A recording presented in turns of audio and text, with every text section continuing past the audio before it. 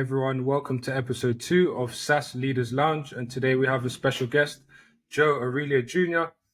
He is leading up the Cyware operations team, and we'd love to dive a little bit more into his experiences, his successes, and some of the challenges he faces in the startup space.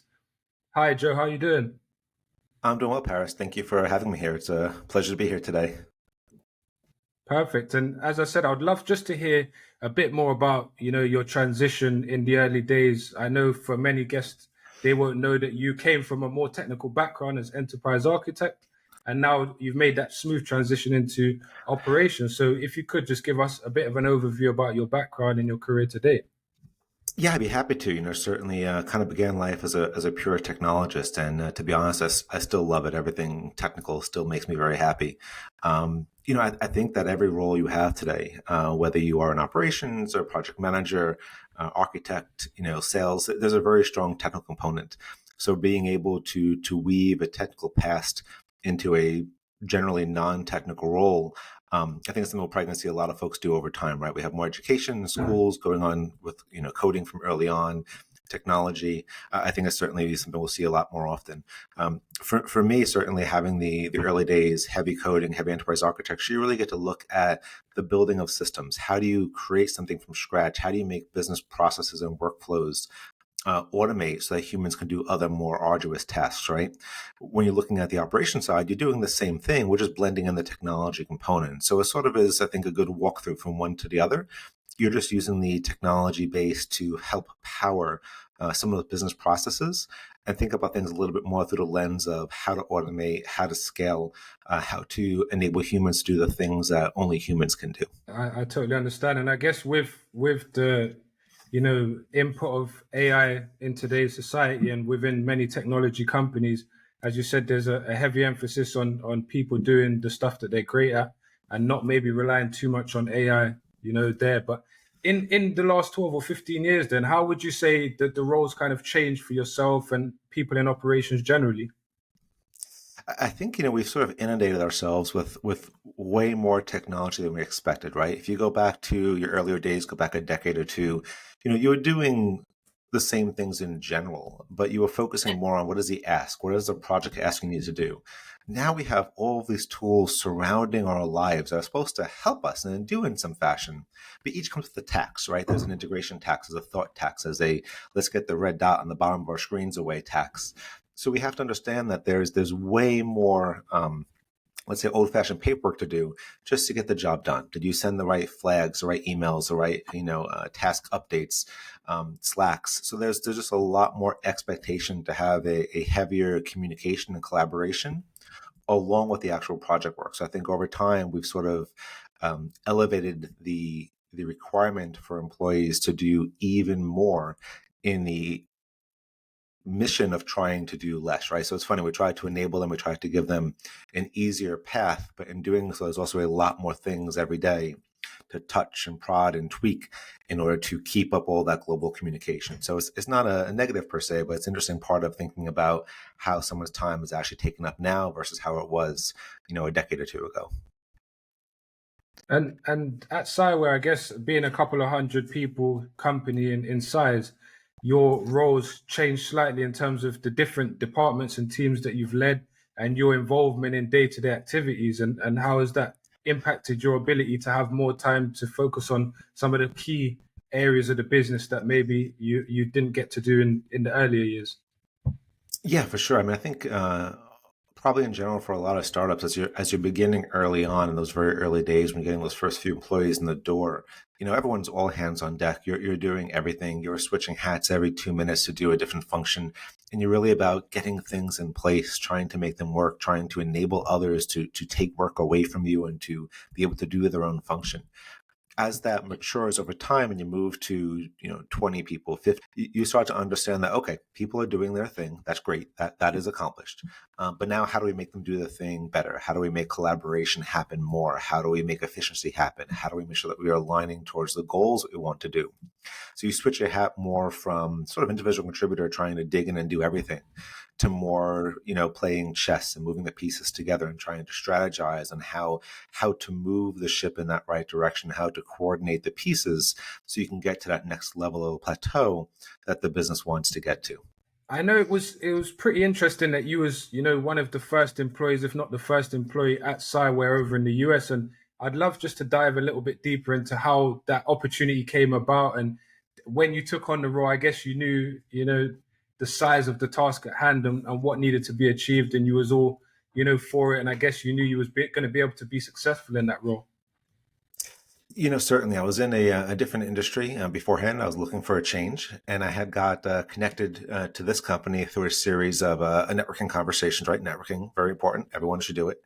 And we started to talk, and the ask was interesting. The ask was, look, we have no one here in the U.S. We have a bunch of people over on our India side. We want to start creating a larger entity here. We'd like to have a lot of functions spun up. We'd like to have a lot of growth occur. Is this something that would match? And I think at that stage, certainly there's a lot of conversations that have to happen, right? If you're having your first hire there, you have to make sure that there's going to be synergies in conversation, likeness of thought, plan. And it sounded like a good challenge. Certainly, I think as operators, we could sit there and make sure the light turns on every day, right? That's a skill we all have. But it also is fun to be able to receive this giant ask that has a lot of unknowns, and you sort of say yes without knowing what the unknowns are, and you kind of hope they work out in the end. And that's fun. That kind of brings back to the technology part. When you are a developer and an architect, you're asked to build this world in zeros and ones, but you're not told how to build the world, right? You just kind of have to get there. In business, the translation of that is you're told, make this business do X, Y, and Z. We don't know how you're going to get there yet. So to me, I just personally find that fun. And that's something that is, a way to spend your time. And obviously it's a job, but you get to see something grow from what it wasn't beforehand. And that delta from the start to the finish is what you get to look back on and say, as a team, this is what we accomplished, which is pretty neat. Back to the technology piece, as you said, even being a small startup house, of maybe not directly in the technology space, but in the recruitment space, every day there's, a discussion of what technologies we need, how it can enhance our ability to do our jobs more efficiently, doing more with less time. And it brings me on to the next question from your side. I guess in the early days when there was maybe 10 or 15 employees in the US, there probably wasn't such an emphasis on technology. But as you start to scale, of course, there's, an important discussion around choosing the right technology and how that's going to enable the company to get to the next level. So if you could just dive a little bit into, how you had to decide on the key technologies that were going to help you guys to reach the next level. Yeah, absolutely. I mean, I think a lot of people will probably kind of point to us as a little bit technology heavy, right? We kind of began this part of the operation knowing that we wanted to implement the technology that would allow for scaling. And that was part of sort of the premise from a goal point of view. So we already knew out of the gate, look, we're getting Salesforce, we're getting the heavy hitters, we're doing this right. And that was an exciting component. But there's also the question, as you're mentioning here, when is the right time? If there's two people, Salesforce is not ready yet, right? You have to wait to a certain point so you actually can utilize the tooling. So the yardstick typically was when is that pain at a point where you are not able to accomplish moving the business forward, and you're spending too much time, fat fingering data or trying to manipulate spreadsheets or trying to do all this crazy stuff manually, then technology makes sense. In addition, in many cases, technology just doesn't plop on your doorstep, right? You can't just go buy this package, turn it on, and make it work. Not everything is as seamless. So you have to plan ahead. So if you're going to be hiring X people in one department, Y people in another, what technology do you need to have ready to enable them to be able to be successful at their job? Or are you hiring them to enable that technology themselves? And you need someone who can actually do that and then switch from implementer to practitioner. So it's a lot of thought, I think, that's involved in terms of the planning of what is the best sequence of events that you'd like to do. And then also knowing that life and business changes. So that ideal sequence is likely to get changed midway, and to be able to roll with it and see what happens and adjust.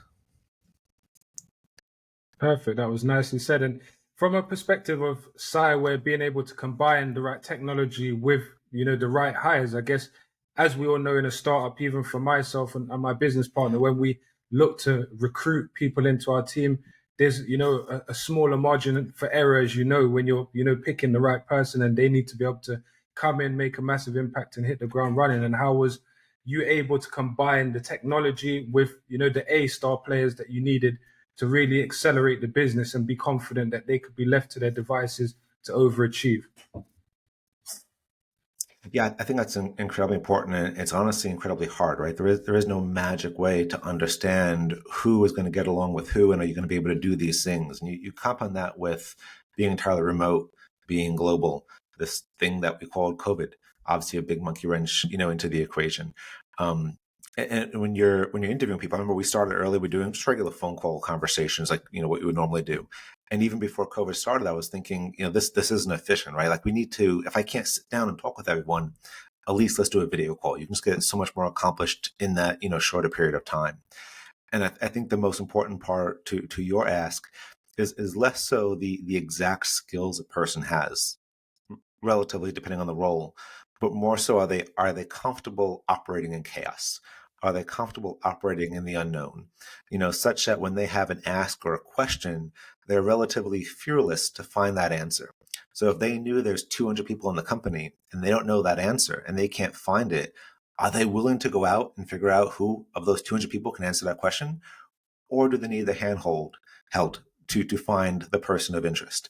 And that go-getter mentality, that ability to hunt and find what you need and create things that aren't here. So, hey, we think the business is XYZ. Terrific. We have no one to do it yet. Okay. Can they do it? Can they just initiate the process? Even if it's not the most perfect process, they just take it upon themselves to create change, to create transformation, to move things forward. Individuals who have that kind of capability, perfect for that kind of environment. Perfect. And I've got a lot of listeners and followers, I guess, in the cybersecurity space. And I guess for them, and even for myself, something that I always ponder and wonder to myself really is, if there was, one thing that in the cybersecurity startup space that you couldn't afford to get wrong, that would be, catastrophic for the business, what would that be, would you say? I know there's going to be a number of small different things, but there was a major point that you would highlight. What would that be? I mean, certainly, I think it's going to kind of come down to the role at hand. If you're dealing with, let's say, a solution architect on the cyber side, a lot of those skills have to be there. They have to understand the platforms, the competitor space, the integrations, the architectures. If you bring someone who doesn't have those base skills, they will not be effective at that position. And it's not something where in the early days you can train from the start. I think more generally for all of those in that space, though, it has to be the ability to essentially be your own manager early on, to be the own driver to your success. Any early startup, whether it is cybersecurity or something else, the earliest players on the team have to be able to almost act like a business owner and propel that business forward, whether or not that title or the role actually equal the same thing. We're all on the same ship. You're all doing the same thing. You're all having similar conversations. That mentality really is key to, I think, that early success of those teams. Perfect. And given you're the SVP of Operations at the moment, leading various teams, what would you say, particularly for yourself, is the role that you're playing in influencing and guiding the organization's overall, say, cybersecurity strategy? For us, we do have very elaborate product and engineering teams. So certainly they do have the driving hand in a lot of that product direction and ability to create all these features and use case solutions that our clients are seeking or don't know they're seeking yet, correct? From the operation side, having the RevOps stack as well as contract and other departments. Where we facilitate more is in terms of the deal cycle, ensuring that as you're moving forward with a client and you're moving towards closure, how do we bring together all those different departments to act harmoniously to close that operation or to complete the forms and the packets and to bring all that paperwork stuff home so you can have signatures and start to get a client rolled out and enabled. So operations having that sort of that glue piece, right? The glue between different departments. We can use that to the company's benefit to find out those areas where maybe departments are not working as well together, to fill in those blanks or those conversations, and to look at process at a higher level to understand where are things getting stuck, where are things not moving forward. That way the great features and deliverables being produced by product and engineering can find their way happily to a client, on time with as least stress as possible. I agree. And even from my perspective, having worked with a number of sales leaders in the past, I know their frustrations have often been sometimes there's a lot of blockages when you're, at the final stages of the contract negotiation, you want to close the deal, especially in the larger organizations when you haven't got all of those checks in line. It's very difficult to, have some harmony within the different departments. So having somebody like yourself to coordinate all of these different pieces is definitely a massive advantage. And if we talk about, you know, in the early stages, you were one of the first on the ground, of course, so you would have been critical in the hiring process. And in terms of the profitability and the infrastructure and everything around hiring, how was you able to really put your stamp on that and make it so that, even when you, I guess at the time that you joined and even around that period when many people were growing, it was all remote hiring. So how was you able to put that all together and find, these A-star players that we talk about that can take the initiative and drive their own, goals, of course? Yes, lots and lots and lots of conversations, hundreds of interviews in a very short period of time. Not having not had a talent team at that point, we now have a talent team, which is phenomenal, and I'm super happy to actually have a team at this stage. But back then, obviously, one didn't exist. So partnering with lots of agencies, obviously, people are very friendly.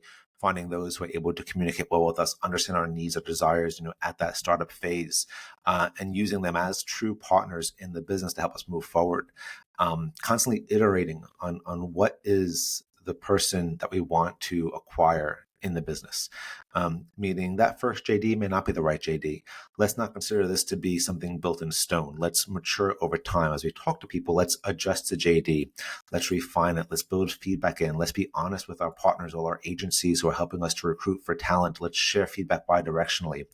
Hey, Nancy was great, but there's this thing, or Bob, there's this thing, add this, or these companies are great backgrounds. These companies are not great backgrounds. I think the more information we're able to share with our partners to be able to better refine the exact candidate profile was really a differentiating factor. We didn't just send across a JD and say, hey, just go find this person. We worked with them. We had conversations. We had deep dive sessions. And treating our agencies as partners really allowed us to do that. And then when you're in the actual interview, you want to understand if the individual you talk with is someone that you're comfortable having a conversation with for 40 plus hours a week, right? Are you going to be able to get along together in a remote fashion? Can you have faith that, hey, Paris, if I hand you this task and I say I need this in 5 days, I don't need to check on you. You're going to come back with questions. That's great. We're going to answer questions, but in 5 days, you're going to have that deliverable and we're going to be able to discuss it. Trying to sense if that's the type of individual you're talking with is really key. And all this sounds wonderful. We hope it always gets right. You don't always get it right, but you try your best by having the processes and patterns in place to do your best you can.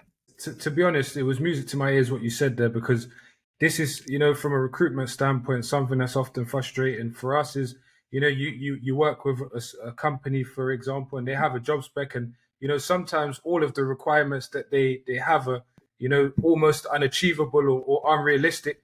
And sometimes when you need to be able to work with the company and with the recruitment partner in tandem to understand and exchange feedback so that you're able to efficiently improve the process for both sides and find the ideal person. And sometimes, as you said, being able to lean on your recruitment partner and say, hey, how's the market now? What are the challenges finding somebody with X, Y, and Z?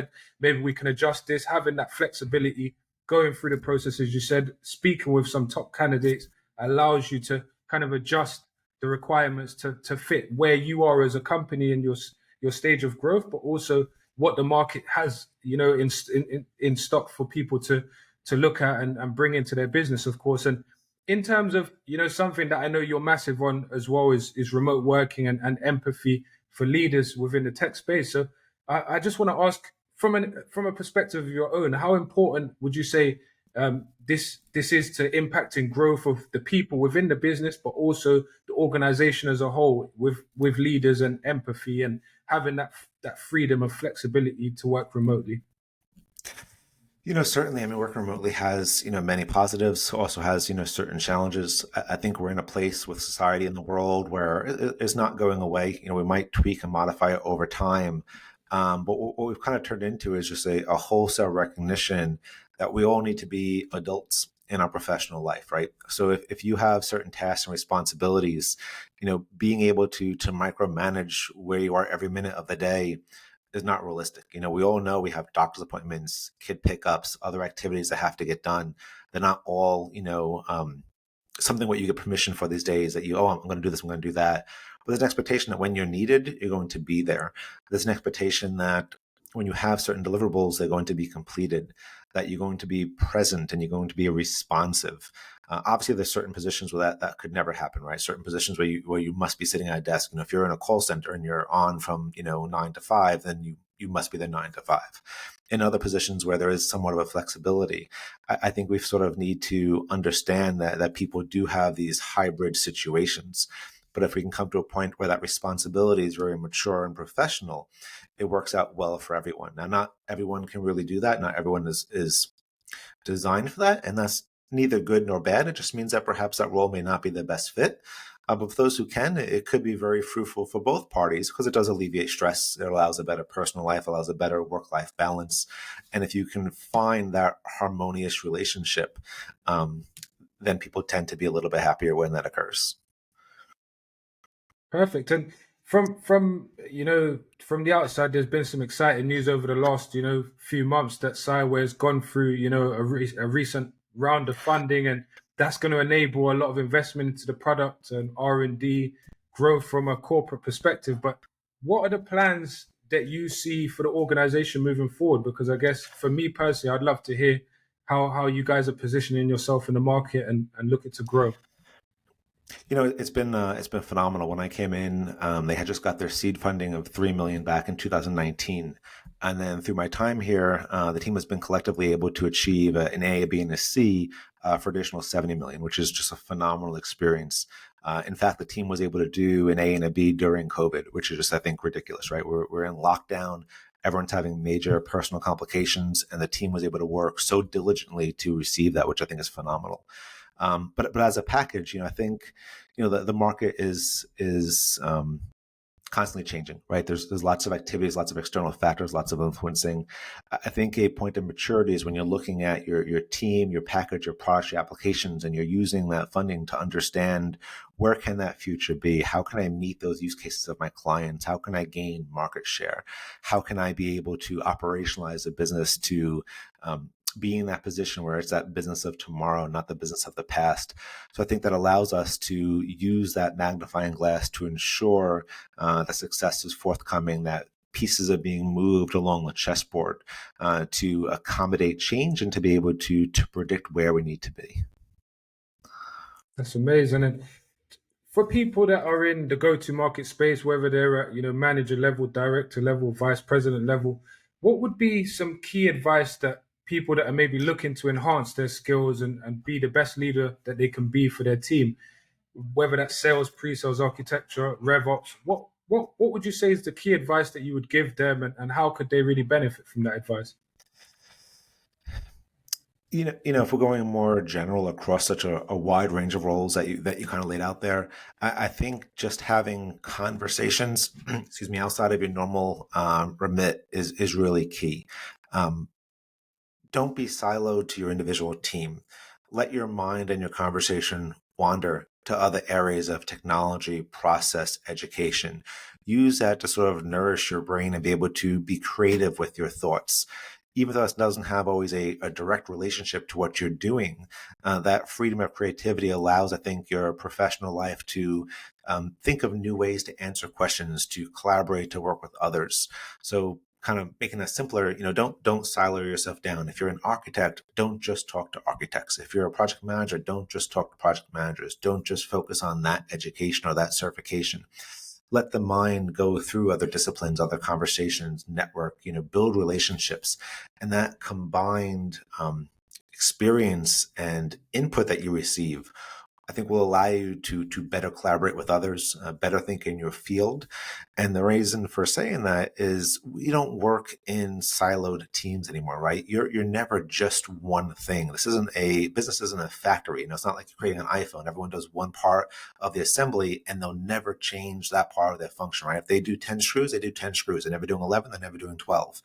In business, we're always branching out to build different synergies between different teams. Years ago we say it's a matrixed organization. Now it's just life. You're constantly having to insert yourself into other teams, understand what they're doing, understand how it impacts you. So I think being able to build that collaboration skills is really key to being successful. And that shows to management and allows you to sort of move up in that responsibility and that leadership capability. And specifically, maybe from a RevOps point of view, what would you say leaders should really focus on to enhance their skills and ability to effectively, manage those cross-functional teams effectively?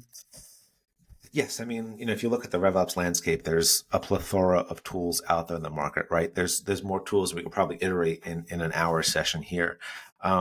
It's really more of how do you, in my opinion, how do you integrate the people aspect into the revenue conversation? So we all know the tools are there. We know how they integrate. We know best practices. We know all that kind of stuff. But the people is still part of the equation. So how do you use the tooling, the technologies, the processes, the integrations to enable the people in that conversation to be able to have a faster success, better deal velocity, higher amounts on their tickets? Really trying to integrate the reality of the work with the automation of the work. Beautiful. And in terms of just me being nosy, of course, in terms of the products that Cyware has at the moment, is there anything new feature-wise that's going to be, that you can tease us with? Or That's one of those landmine questions there. I being knowledgeable of the product, the team does have a vast amount of things they're working on. I think over time, if you look at the stack, especially over the last 4 years, they've constantly been able to push out requested features, capabilities, and specific things that our customers need to be on that offensive, to be able to better secure their landscape and move to a higher threshold of collaboration. So continuing with that excellence and trying to understand how the market is shifting to not only manage their threats but collaborate on their threats, being able to move that world into a better position. I do see lots of things happening to make that easier and to enhance that collaboration. perfect. And just a question I have from the previous guest, which is a tradition that we have here, is for me to ask you or exchange the question from the last guest and for you to kind of share your take on the question. So the question is at hand is what have you done that maybe didn't work in the past? What were you able to learn from it, Joe? And how was you best able to remedy that? That's a really good question. Yeah, you're going to kind of force me to point out something that definitely didn't work in the past. That's a good one. I think when folks are in their earlier days, let's say first time owner, first time leader, you sort of have, I think, a tendency to want to own more things, right? To have your hands in more things and to check things more, right? Kind of like a baker's making a cake, but he wants to make sure that every single component is correct. Over time, I think you realize that that's not realistic, right? One human can't do that. That's not the reality of how things are. So letting go is key. Understanding that you have to build that trust in your teams and your team of teams to be able to accomplish things. If things don't work out, you have a conversation, you try to root cause analysis and move forward, prepare, be better. But you have to let go. You have to enable others. You have to allow yourself to be cloned. So I think a lesson I like to share for first-time leaders, first-time owners, founders, all those type of activities is you have to be able to trust your teams. You have to be able to let them have a little room to breathe, to be creative, and to try to make the sort of the internal desire to more intimately manage all aspects a little bit less for the betterment of the entity at large. Perfect. And from your side, is there a question that you have that you would like to share for the next guest so that they can answer it when they come on episode 3?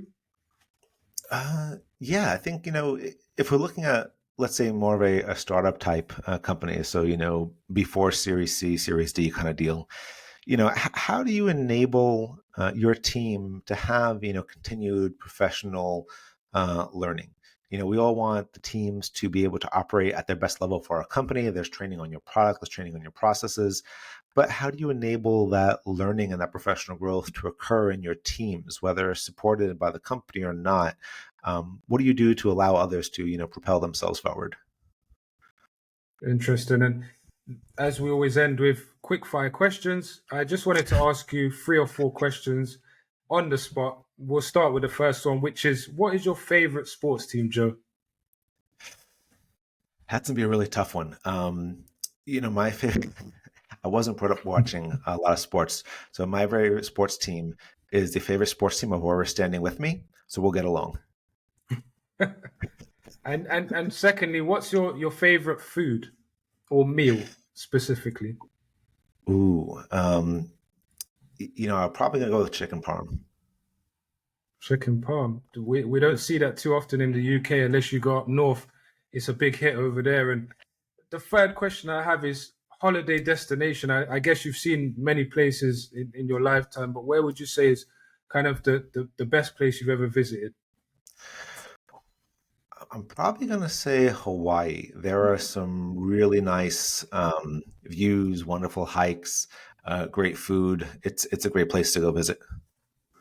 And lastly, if you could be anything in the world, what would it that you would be? Animal, it could be anything. Oh boy, anything in the world. I uh, I'd like to acquire an Iron Man suit. Is that possible? I'm not sure. I'll look into it. It'll be a hard ask. There's a few videos on YouTube. I know someone's made one. No problem. But I want to say, Joe, it's been a pleasure. Hopefully, I didn't catch you up with that last question. But I'm sure we'll have you again as a guest, and I'll have some more interesting questions to ask you, and I'm sure you have some amazing answers as well. Sounds great. It's been a pleasure to be here, Paris. I thank you very much, and I hope people found some value in the conversation. And Joe, until we speak again, you take care. Thanks for everyone that's tuning in.